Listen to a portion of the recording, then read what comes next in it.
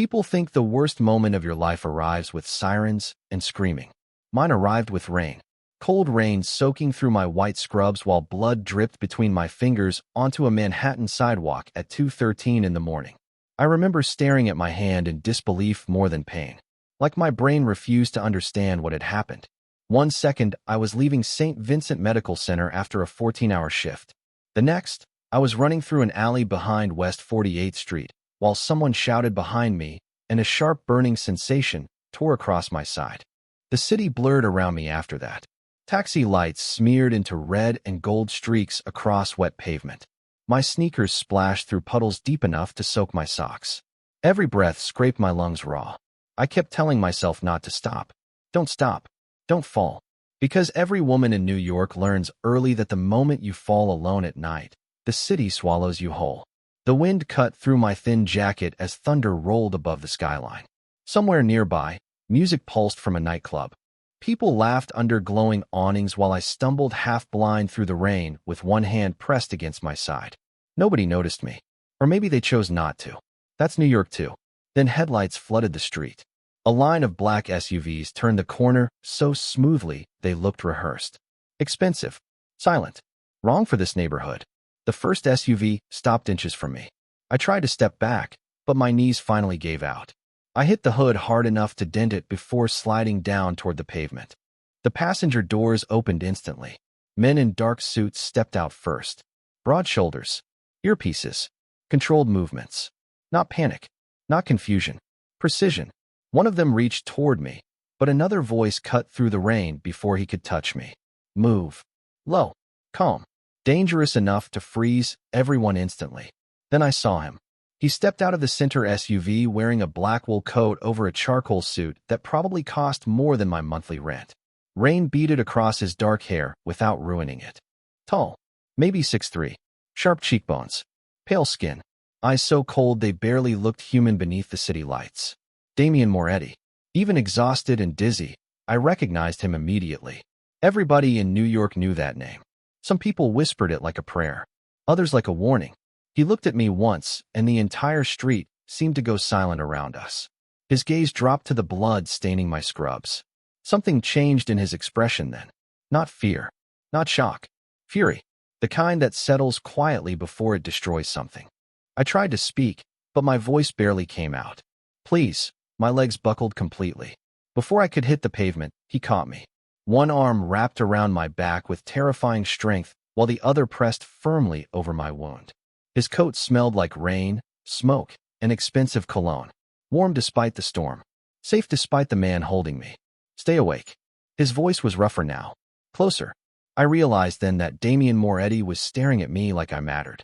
Like the entire city had narrowed down to one bleeding woman in his arms. Sirens echoed somewhere in the distance. His jaw tightened. Who shot you? He demanded. I opened my mouth to answer. But across the street, standing beneath a flickering neon sign, I saw the shooter watching us. And the second Damian turned his head toward him, the man smiled. The man across the street disappeared before I could force the words out. 1 second, he stood beneath the red neon light with rain pouring down his hooded jacket. The next, he vanished into the moving crowd like he had never been there at all. Damian turned sharply, his body instantly tense beside me. Every man around him reacted without hesitation. Hands moved toward hidden weapons beneath tailored coats. Eyes scanned rooftops, alleys, windows. The air itself changed. Heavy. Controlled. Dangerous. Get the car ready, Damian ordered quietly. Nobody argued with him. I barely stayed conscious long enough to feel him lift me into his arms. The movement should have hurt more than it did, but exhaustion had numbed everything except the cold. My wet scrubs clung to my skin while rainwater dripped from my hair onto his sleeve. I remember noticing absurd details instead of reality. The expensive watch on his wrist. The warmth of his hand against my back. The way his jaw clenched every time I winced. He carried me into the SUV like I weighed nothing. Soft leather seats. Dim lights. The faint smell of cedar and smoke. One of his men reached for me with a medical kit, but Damian stopped him with a single look. I will do it. His voice was calm again. Too calm. The kind of calm that made people nervous. The SUV pulled into traffic smoothly while Manhattan blurred outside the rain-streaked windows. I tried to sit up, panic suddenly cutting through the fog in my head. Hospital, I whispered. I need a hospital. Damien pressed a clean cloth gently against my side before answering. No. The word landed harder than shouting would have. You lost blood. You need emergency surgery. You are not dying tonight, Claire. My stomach dropped. How do you know my name? For the first time since meeting him, something almost human flickered across his face. Tiredness, maybe. Or regret. I know everything that happens in my city. Thunder rolled above us as his driver accelerated through a yellow light. I stared at Damien Moretti sitting inches away from me in a car worth more than my entire apartment building. Men like him did not exist in my world. Men like him existed in headlines. Rumors. Stories whispered between nurses during overnight shifts. Organized crime. Corrupt politicians. Billion-dollar deals made over expensive whiskey. And somehow his hand was the only thing keeping me conscious. My breathing became uneven as dizziness crashed over me again. Damien noticed instantly. He leaned closer, his eyes locking onto mine with terrifying focus. Stay with me. I am trying. Try harder. I should have hated him for that answer. Instead, a weak laugh escaped me before I could stop it. His expression shifted slightly. Surprise maybe. Like nobody laughed around him anymore. The SUV slowed suddenly before disappearing underground into a private parking garage lit by cold white lights. 2 more black vehicles waited there already. Security. Cameras. Men in dark suits positioned at every entrance. Not a home. A fortress. Damien stepped out first before turning back toward me. Can you walk? I tried. Pain instantly shot through my side hard enough to blur my vision. Damien caught me before my knees collapsed again. One arm wrapped around my waist while he guided me against his chest. The elevator ride felt endless. Nobody spoke. Nobody even looked directly at me. But they all watched Damien. The same way people watch storms before they hit. The penthouse doors opened into silence so luxurious, it almost felt unreal. Marble floors. Floor-to-ceiling glass overlooking Manhattan, glowing gold through the rain. A fireplace burning quietly across the massive living room. Somewhere soft piano music played low enough to barely hear. Damien walked me straight past all of it toward a private hallway. You are safe here, he said. I looked up at him, exhausted and shaking. That is exactly what scares me. For the first time all night, Damien smiled. Small. Cold. Almost sad. Good, he said softly. It means you understand who I am. The bedroom looked larger than my entire apartment. Soft gray walls. Floor-to-ceiling windows covered by automatic blackout curtains. A fireplace glowing quietly across from a king-sized bed dressed in white linen, so expensive it barely looked real. Somewhere nearby, rain tapped gently against the glass while Manhattan flickered beneath the storm like another universe entirely. I sat on the edge of the bed trying to stay awake while a woman in dark blue medical scrubs stitched my side with practiced movements. She never introduced herself. Never asked questions.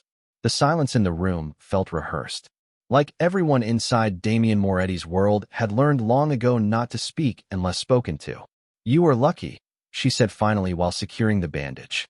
Another inch and things would have been much worse. Lucky. The word almost made me laugh. Instead, I stared down at the blood-stained fabric folded on the marble floor beside the bed. My scrubs. My hospital ID badge still attached near the collar. Claire Bennett. Emergency Department. St. Vincent Medical Center. My normal life looked pathetic lying there under the soft golden light of a billionaire mafia boss's private suite. The doctor finished and stood immediately. You need rest. I need my phone. Her expression tightened slightly. Mr. Moretti has it. Of course he did. The door opened before I could respond. Damien walked inside without knocking. The room changed instantly. Not louder. Not colder. Just heavier somehow.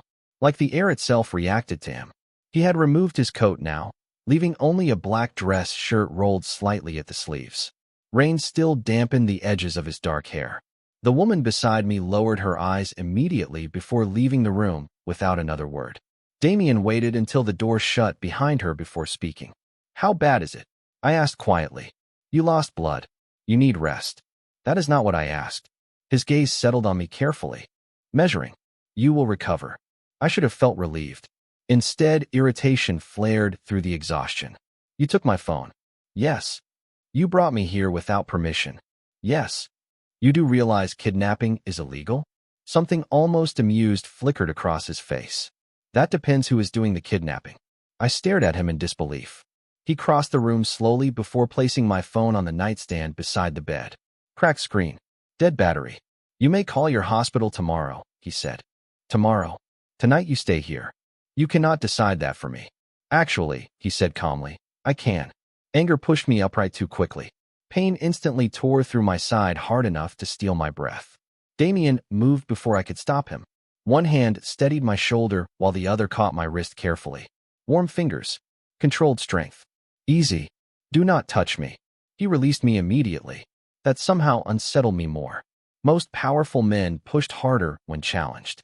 Damien simply stepped back and watched me like he already knew I would lose this argument. Someone tried to kill you tonight, he said quietly. That was not random. My chest tightened. I remembered the alley. The shouting. The hooded figure across the street, smiling beneath the neon light. I did not even see his face. But he saw yours. The room fell silent except for distant thunder outside. Damien walked toward the window, overlooking Manhattan, glowing silver beneath the storm. You witnessed something tonight, he continued. Something connected to me. I do not know anything about you. That is exactly why this is dangerous. I watched his reflection in the glass. Sharp suit. Broad shoulders. A man built from control and secrets. Who are you really? I whispered. Damien turned slowly toward me then. His eyes looked almost black beneath the dim lights. I am the man people call when they want problems to disappear. Fear curled low in my stomach. Not because of the threat. Because some part of me already knew he was telling the truth. Then his phone vibrated once in the silence. Damien glanced down at the screen. And for the first time all night, I saw a genuine anger break through his calm expression. Interesting, he said softly. Apparently someone just broke into your apartment. For a second I forgot the pain in my side completely. What? The word came out sharper than I intended. Damien looked down at the message on his phone again before locking the screen calmly. Too calmly. That terrified me more than panic would have. One of my security teams was sent to check your building, he said. Your apartment door was forced open 20 minutes ago. My stomach dropped so hard it felt physical. My landlord probably called maintenance or something. Even as I said it, I knew how weak it sounded. Damien watched me carefully. At 2:30 in the morning, silence swallowed the room. Rain tapped softly against the glass while Manhattan glowed beneath storm clouds outside. I suddenly pictured my tiny apartment exactly as I had left it. The stack of unpaid bills beside the coffee maker. My navy blue sneakers near the couch. The framed photo of my younger brother Ethan sitting crooked on the bookshelf because I kept forgetting to fix it. Normal things. Safe things. The idea of strangers inside that space made my chest tighten painfully. I need to go home. Damien did not even blink. No, you cannot keep me here. I can keep you alive. You do not know that this is connected. Claire.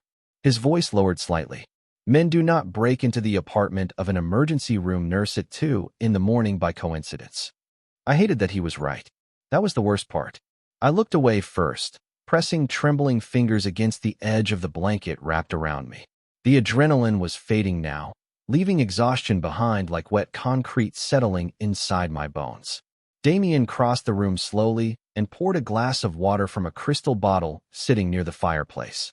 Every movement he made looked controlled, deliberate, like he had spent his entire life teaching himself never to rush. He handed me the glass carefully. Our fingers brushed for half a second. Warm skin. Steady hands. Mine were still shaking. Drink. I should not have listened to him. Somehow I did anyway. Who would do this? I asked quietly after a moment. Damien remained standing beside the window instead of sitting down. Distance. Control. Someone who thinks you saw too much tonight. But I did not see anything.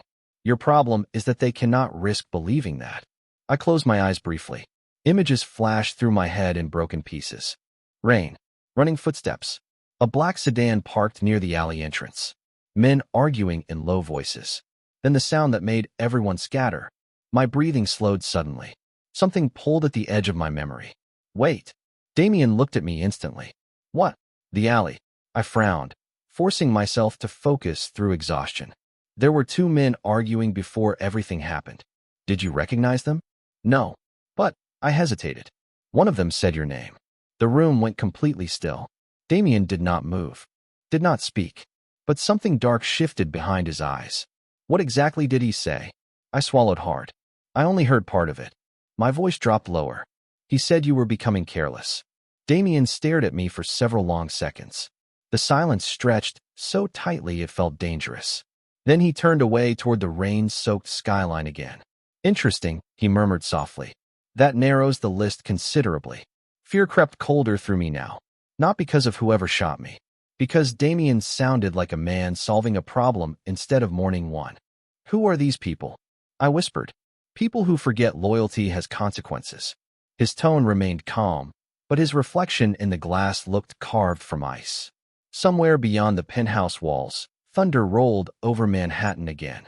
I suddenly realized something that made my pulse spike harder than the pain in my side. Damien Moretti was not afraid for me. He was angry for me. There was a difference. A terrifying one. Then his phone buzzed again. He glanced at the screen before slipping the device back into his pocket.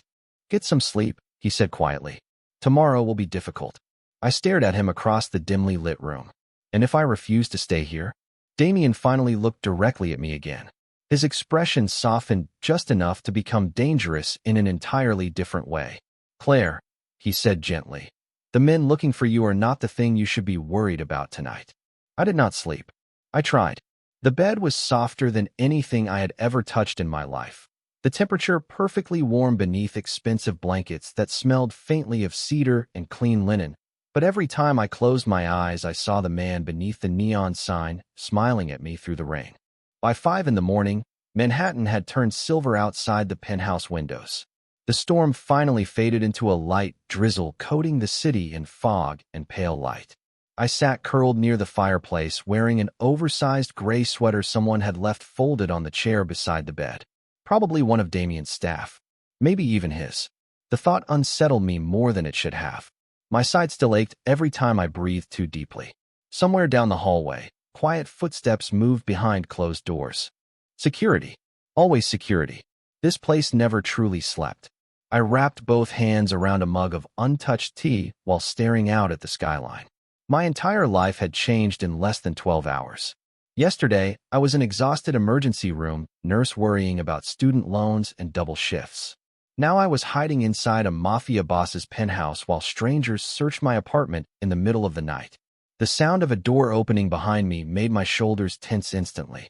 Damien walked into the room already dressed in another dark suit, perfectly composed despite the fact that dawn had barely broken over the city.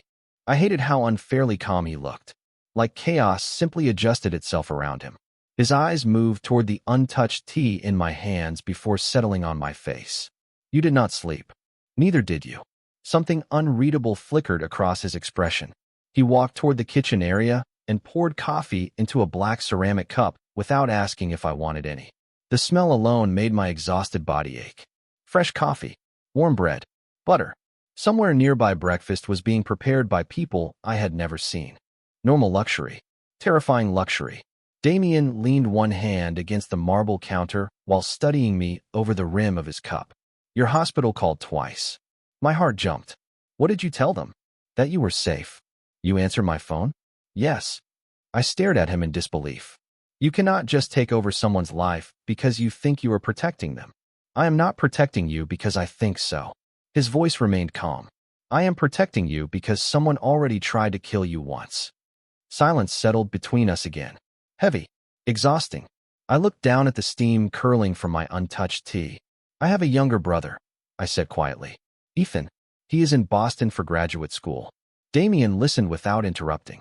If something happens to me, nothing will happen to you. The certainty in his voice should not have comforted me. Somehow it did. I hated that too. You cannot promise that. I can. His answer came immediately. No hesitation. No doubt. Just absolute confidence from a man used to controlling outcomes. My chest tightened unexpectedly. Why do you even care? The question escaped before I could stop it. Damien went still for half a second. Tiny. Almost invisible. But I noticed. Because innocent people should not bleed for someone else's mistakes. And whose mistakes are these exactly? His jaw tightened slightly. The first crack I had seen in his control all night. Mine. The honesty in that answer caught me off guard. Before I could respond, one of the security men appeared quietly near the hallway entrance. Tall, broad shoulders, dark suit like the others. Sir, he said carefully, we found something in Miss Bennett's apartment. Damien's eyes hardened instantly. What? The guard hesitated before holding up a small, clear evidence bag. Inside was a silver lighter engraved with an unfamiliar symbol, a snake wrapped around a cross. My stomach dropped the second I saw Damien's expression change. Not surprise. Recognition. Real fear for the first time since I met him. Damien took the lighter slowly, without looking away from it. Then he said 4 words so quietly they almost disappeared into the silence. This just became personal. The room stayed silent long after the guard left. Damien stood near the marble counter, holding the silver lighter like it carried memories he wished were dead. Morning light spilled across the penthouse windows behind him, pale and cold against the Manhattan skyline. But somehow the room felt darker now than it had during the storm.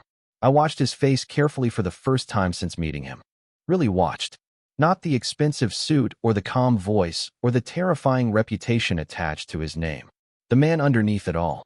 His jaw had tightened so hard a muscle moved near his cheek. One hand remained wrapped around the lighter while the other rested flat against the counter like he needed something solid beneath him. What does that symbol mean? I asked quietly. Damien did not answer immediately. He kept staring down at the silver snake engraved into the metal. It means someone wants my attention. That sounds bad. A humorless smile touched his mouth for half a second. It is worse than bad. He finally looked at me then, and for the first time since I met him, I saw exhaustion behind the control. Real exhaustion. The kind that comes from carrying dangerous things for too long. 10 years ago, he said slowly, there was a family in this city that believed power mattered more than loyalty. I stayed silent. Something told me interrupting him would end the conversation instantly. Damien walked toward the windows overlooking Manhattan while speaking quietly. They started wars over territory, money, pride. Innocent people disappeared because somebody important wanted to send a message. His reflection stared back from the glass. Cold, controlled, lonely. Eventually, most of them were destroyed. Most. His eyes shifted toward the lighter again. Apparently not all. A chill moved slowly down my spine. And now they are after me because I saw something? No, Damien's answer came too fast. Too sharp. They are after you because they know I will protect you. The honesty in those words hit harder than fear should have. I looked away first, my pulse suddenly uneven beneath the oversized sweater hanging loosely around me. You barely know me. I know enough. What does that mean? He walked back toward me then, slow and deliberate, until only a few feet separated us. Up close, Damien Moretti always felt overwhelming. Not because he raised his voice or acted aggressively, because he never needed to. Power radiated off him quietly, effortlessly. It means, he said softly, you ran toward danger to help someone the other night instead of away from it. My breath caught slightly. You saw that? I see everything. The answer should have sounded arrogant. Somehow it sounded tired instead. Silence settled between us again while the city moved far below the penthouse windows. I became suddenly aware of ridiculous details. The expensive watch beneath his cuff. The faint scar near his left eyebrow. The way he kept glancing toward the bandage at my side like he blamed himself every time he looked at it. You should hate me, he said unexpectedly. I blinked in surprise. What? Your life was simple before me. His voice lowered further. Now people are searching your apartment in the middle of the night. I stared at him carefully. You really think I had a simple life? Something shifted in his expression then. Curiosity, maybe. I stood slowly despite the pain in my side and walked toward the giant windows overlooking the city. My mother died when I was 16, I said quietly. My father disappeared 2 years later after gambling away everything we had. I crossed my arms tightly against the sudden ache in my chest. I worked night shifts through nursing school while trying to help raise my brother. The reflection in the glass showed Damien watching me silently. So no, I whispered. My life was never simple. For a moment, neither of us spoke. The city hummed below us beneath pale morning fog, while sunlight slowly pushed through the clouds. Then Damien stepped beside me close enough that I could feel warmth radiating from him without touching. Still, he murmured softly, you did not deserve this. I looked up at him then. Really looked. And something dangerous happened in that moment. For the first time since meeting Damien Moretti, I stopped seeing the Mafia Boss everyone feared. I saw a man carrying guilt so heavy it had started shaping the way he breathed. Then his phone rang sharply through the silence. Damien glanced at the screen once before his entire expression turned cold again. "What happened?" he asked into the phone. A pause. His eyes darkened instantly. "No," he said quietly. "Do not let him leave the city." Damien ended the call without another word. The warmth that had briefly existed beside the windows disappeared so completely it almost felt imagined. He became unreadable again. Cold suit. Controlled breathing. Eyes sharp enough to cut through steel. Whatever humanity I had glimpsed a minute earlier vanished behind walls built long before I ever met him. "What happened?" I asked carefully. Damien slipped his phone into his pocket before answering. "Someone from my organization tried to leave the city an hour ago. And that matters because—" His gaze settled on me with terrifying focus. "Because he was present the night you were shot." A chill moved through me instantly. "You think he was involved?" "I know he was involved." The certainty in his voice made my stomach tighten. I crossed my arms against the sudden cold crawling beneath my skin. "Then why not just go to the police?" The faintest shadow of amusement crossed Damien's face. Not warm, not mocking, just tired. "Claire," he said quietly, "men like me do not call the police." The honesty in that answer should not have surprised me anymore. Somehow it still did. He moved toward the elevator hallway while adjusting the cuff of his suit jacket with smooth, practiced movements. "Where are you going?" "To get answers." That sounds ominous.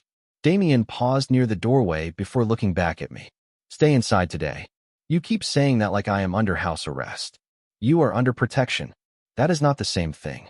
His eyes softened slightly in a way that made my pulse react before my brain could stop it. "It is to me." Then he disappeared down the hallway, surrounded almost instantly by security moving silently behind him like shadows. The penthouse became unbearably quiet after he left. I hated how aware I had become of his presence in less than 24 hours. The silence should have felt safer. Instead, it felt empty. I spent the next hour wandering slowly through rooms too expensive to touch. Everything inside Damien Moretti's world looked perfect on the surface. Rare paintings, white marble floors, bookshelves lined with leather-bound first editions, floor-to-ceiling windows framing Manhattan like a private kingdom beneath pale gray skies. But nothing here felt lived in. No family photos, no signs of warmth, just elegance and control, like a museum curated by someone afraid of attachment. My side ached less now, though every sudden movement still pulled sharply beneath the bandage. I eventually found myself standing inside the massive kitchen staring at a bowl of untouched green apples while one of Damien's staff quietly prepared lunch nearby. A woman maybe in her 50s with silver streaks through dark hair. Kind eyes. Calm hands. "You should eat something," she said gently without looking up from the cutting board. "I am not very hungry." Neither is he when he worries. The comment caught me off guard. Damien worries? For the first time since arriving here, someone smiled. Small but genuine. More than he allows people to see. Before I could respond, the elevator doors opened sharply across the penthouse. Raised voices echoed faintly through the hallway. Male voices. Angry. I froze instantly. The woman beside me set the knife down without panic, but her expression tightened. "Stay here." "What is happening?" She did not answer. My pulse quickened as footsteps approached rapidly through the hallway outside the kitchen. Then Damien appeared around the corner with two security men behind him. His dark suit jacket was gone now, sleeves rolled to his forearms, jaw tight with restrained anger. He stopped the second he saw me standing there. Relief flashed across his face so quickly I almost thought I imagined it. "What happened?" I asked immediately. One of the security men glanced nervously toward Damien before speaking. "We found the man responsible for the apartment break-in." Damien's eyes never left mine. And my voice came out quieter than intended. Silence stretched for one long second. Then Damien reached into his pocket slowly and placed something onto the marble kitchen counter between us. A hospital identification badge. Mine. Cracked. Bloodstained. My breath caught instantly. I had lost it the night I was shot. But that was not what terrified me. Written across the back in black marker were 4 words that made the entire room go cold around me. "You should have died too." I could not breathe for a second. The words on the back of the badge blurred together beneath the kitchen lights while my pulse slammed painfully against my ribs. "You should have died too." The handwriting looked rushed. Angry. Personal. My fingers tightened instinctively around the edge of the marble counter as cold moved slowly through my chest. Where did you find this? My voice barely sounded like mine. Damien remained completely still across from me. Too still. Inside the apartment. They left this there on purpose? Yes. His answer came immediately. Controlled. Sharp. I shook my head slowly, trying to force logic into a situation that no longer had any. This is insane. No, Damien said quietly. This is calculated. One of the security men shifted uncomfortably near the hallway entrance. Sir, the surveillance team is still reviewing footage from the building. Damien never looked away from me. Double security around the penthouse. Already done. Nobody enters without my approval. Understood. The men disappeared almost instantly after that, leaving the kitchen silent except for the soft hum of the city beyond the windows. I stared down at my damaged hospital badge still sitting between us on the counter.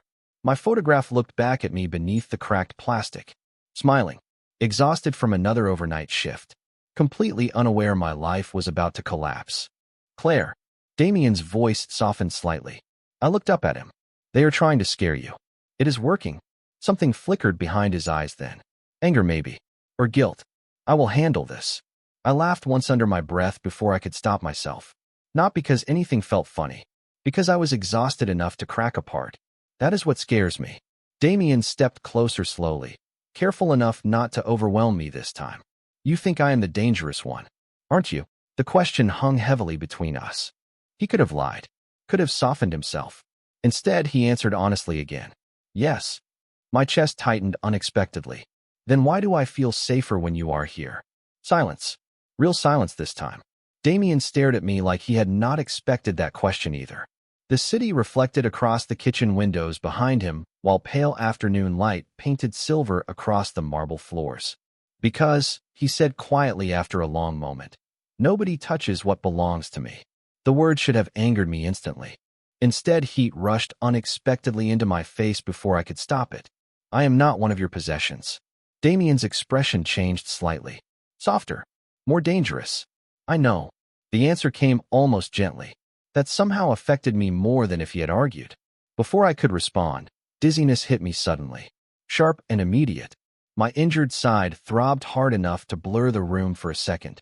Damien caught my arm before I stumbled. Easy. I am fine. You are pale. I lost blood yesterday, remember? His hand remained steady against my elbow while he guided me carefully toward one of the kitchen chairs. The warmth of his touch should not have calmed me. Somehow it did. I hated how quickly my body had started recognizing safety in him despite everything my brain knew. Damien crouched slightly beside the chair once I sat down. Still composed. Still terrifyingly controlled. But closer now. Human in ways he probably never allowed anyone else to see. You need food, he said quietly. And rest. You sound bossy. A faint smile touched the corner of his mouth. I am bossy. The softness of that moment caught me completely off guard. No threats. No security teams. Just the two of us standing in a luxury kitchen while sunlight slowly pushed through rain clouds outside. It felt dangerously normal. Then the penthouse lights flickered once. Damien went completely still beside me. Every trace of softness vanished instantly. The backup generators kicked in half a second later, but the damage was already done. Security alarms exploded through the penthouse at the exact same moment. Every phone on the counter began vibrating simultaneously. Damien grabbed his immediately. One glance at the screen transformed his expression into something cold enough to freeze the room. What? I whispered. He looked directly at me.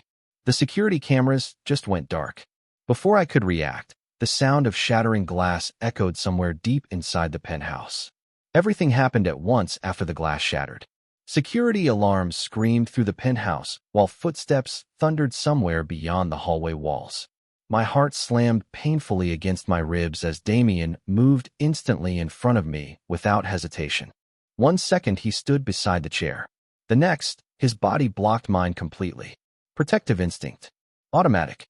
Terrifying. Stay behind me, he ordered sharply. The softness from earlier vanished from his voice completely. I pushed myself upright despite the pain in my side. What is happening? Damien pressed one hand lightly against my back while reaching for his phone with the other. Someone breached the east wing. The calmness in his tone somehow made the situation feel worse. Around us, security voices crackled rapidly through hidden earpieces. Short commands, elevator lockdowns, perimeter checks. The entire penthouse transformed into something military within seconds. Damien listened carefully before speaking into his phone. Get her downstairs now. Damien, now Claire. I flinched slightly at the force in his voice. Not anger. Fear. Real fear for the first time since I met him.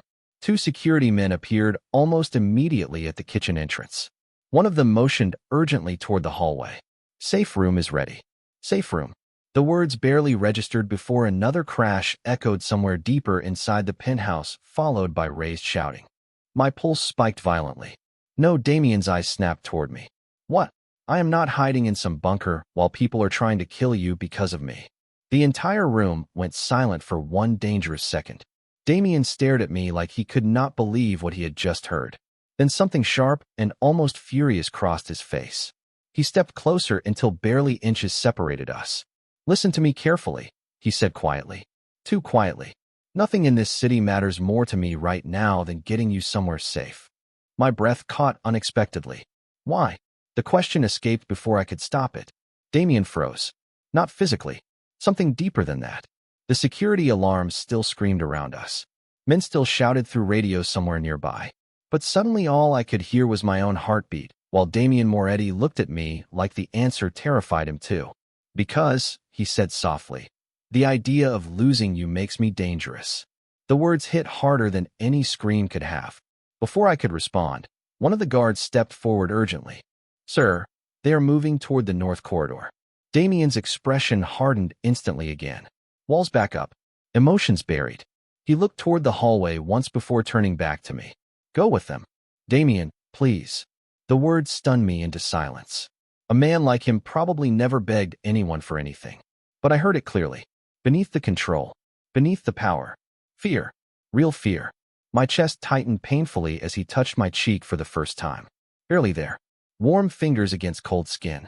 I will come for you, he murmured quietly. Then he stepped away before I could answer. The guards moved quickly around me, guiding me toward a hidden elevator concealed behind a paneled wall near the hallway. Everything blurred together after that. Flashing lights. Security doors locking automatically. My injured side throbbing with every step. Just before the elevator doors closed, I looked back one last time.